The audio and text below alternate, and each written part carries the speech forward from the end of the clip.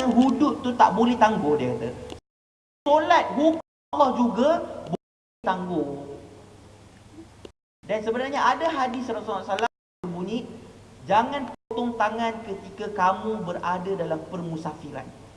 Maksudnya jangan laksanakan hukum hudud, yang ni potong tangan itu, ketika mana kamu sedang bermusafir di negara orang contohnya, bukan tempat yang kita ada autoriti. Jadi suasana itu ada, suasana yang menyebabkan hukum hudud tak boleh dilaksanakan. Ada hadis ni riwayat At-Tirmizi dan An-Nasa'i.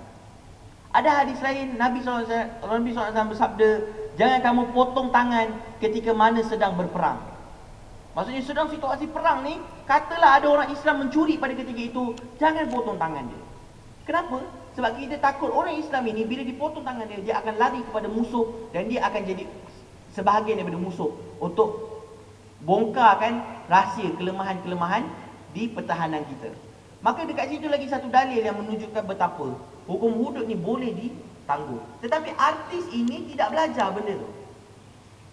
Maka dia kata logiknya memang logik mudah, kita kata Allah mana boleh tangguh.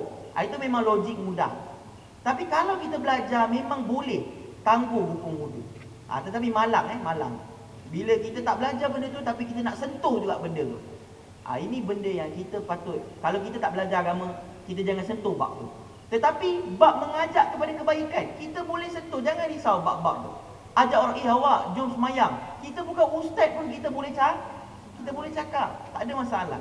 Awak berakhlak baik, cakap benda-benda yang baik. Benda tu kita bukan ustazah pun, kita memang kena ajak rakan kita buat. Paling kurang kalau kita bukan jenis orang yang boleh bercakap, kita boleh menyanyi. Contohnya lah, kita ada talent untuk menyanyi. Maka kamu nyanyilah lagu-lagu yang boleh menaikkan moral masyarakat, yang boleh mengajak masyarakat kembali pada Allah Ta'ala. Contohnya ingat mati dan sebagainya. Ini kamu bukan ustazah pun, kamu bukan ustaz pun, kamu boleh sebut. Tidak ada masalah, benda yang simple. Sebab itu di dalam hadis Rasulullah SAW, di dalam hadis riwayat Muslim, Rasulullah SAW ada menyatakan bahawasanya, balighu anni walau ayat, sampaikanlah daripadaku walau sepotong ayat. Maksudnya kat sini Rasulullah meraihkan orang-orang yang ilmu dia walaupun tak banyak, tapi dia tahu sikit, maka yang sikit tu sampaikanlah. Tapi janganlah kita tahu sikit, kita sembang macam kita tahu banyak, kita sentuh benda-benda yang kita tak tahu. Jangan.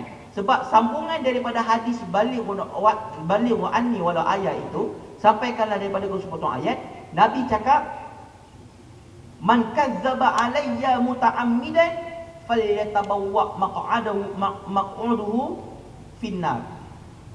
Sekiranya barang siapa yang berbohong, berdusta atas namaku secara sengaja, maka dia sebenarnya telah menempah tempat dia di neraka Allah SWT. Sambungan daripada balighu anni walau ayat itu, hadis yang itu. Maksudnya sampaikan kepada aku sepotong ayat yang kamu tahu. Tapi yang kamu tak tahu jangan.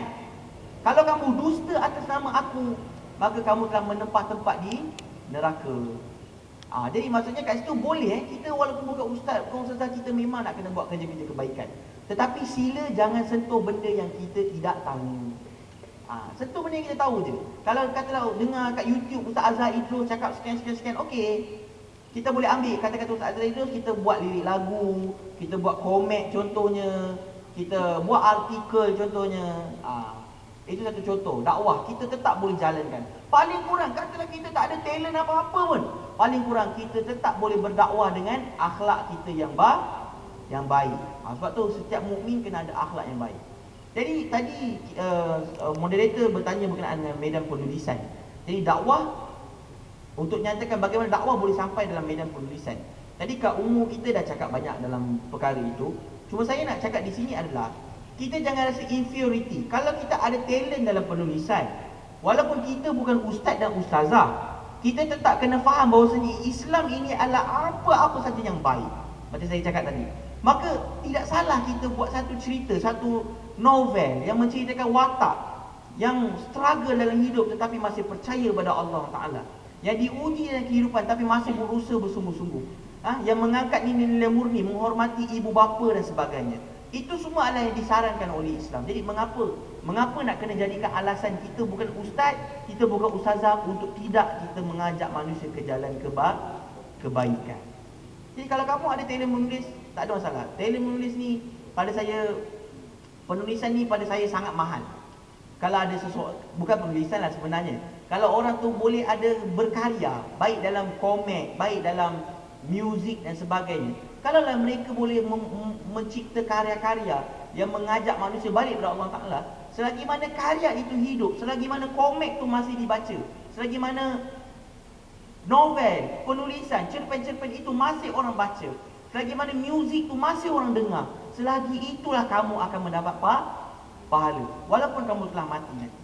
Kerana 3 amal manusia yang Rasulullah SAW sabdakan dalam riwayat Muslim, bahawasanya 3 amal untuk manusia selepas mati anak Adam tidak akan terputus semua amalannya kecuali 3 perkara. Apa dia? Doa anak yang soleh, ilmu yang bermanfaat, dan sedekah jariah. Yang ni sedekah, contoh dia buat hospital, contoh dia buat tempat rehat awam, contoh dia buat jalan raya. Jadi kita masuk nombor 2 tadi, ilmu yang bermanfaat. Kita menulis buku, buat lagu, komik dan sebagainya. Kita sebarkan kebaikan melalui perkara-perkara ini. Jadi benda-benda ini selagi orang masih baca, selagi itulah kita akan mendapat pahalanya. Maka mengapa kita tidak rebut perkara ini?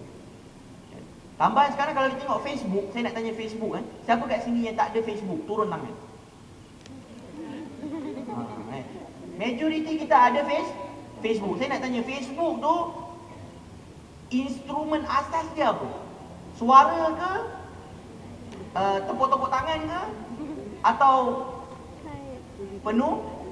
penulisan? Jadi kalau nampak power, penulisan punya power itu universal. Sampai Facebook pun dia tak buat guna suara, dia buat guna penulisan. Sebab mudah orang baca, mudah orang simpan, mudah orang take note. Kalau cakap-cakap ni selalu masuk telinga kanan, keluar telinga kiri dia selalu. Tapi kalau penulisan ni kita boleh baca berulang-ulang kali. Macam tadi Kak Umur dah cerita, ada seorang kawan dia tu, bila rasa kosong baca lagi buku. Sebab buku tu ada kat tangan dia. Tapi kadang-kadang suara ni dia hilang. Jadi kat situ dakwah melalui penulisan. Dan dakwah tu adalah tanggungjawab kita semua. Saya tutup sebelum saya serah pada moderator. Allah Ta'ala berfirman dalam surah An-Nahl ayat 125. A'udzubillahi minasyaitonirrajim.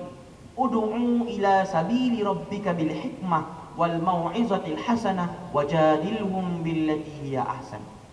Allah guna perkataan ud'u, serulah. Jadi Allah arahkan kita semua untuk menyeru manusia ke jalan Allah Ta'ala.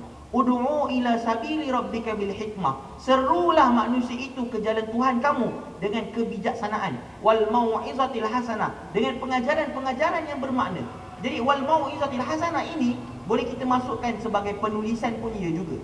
Bila kita tulis benda-benda yang menarik, benda-benda yang memberikan pengajaran, maka dia adalah sebahagian daripada wal mau'izatil hasanah.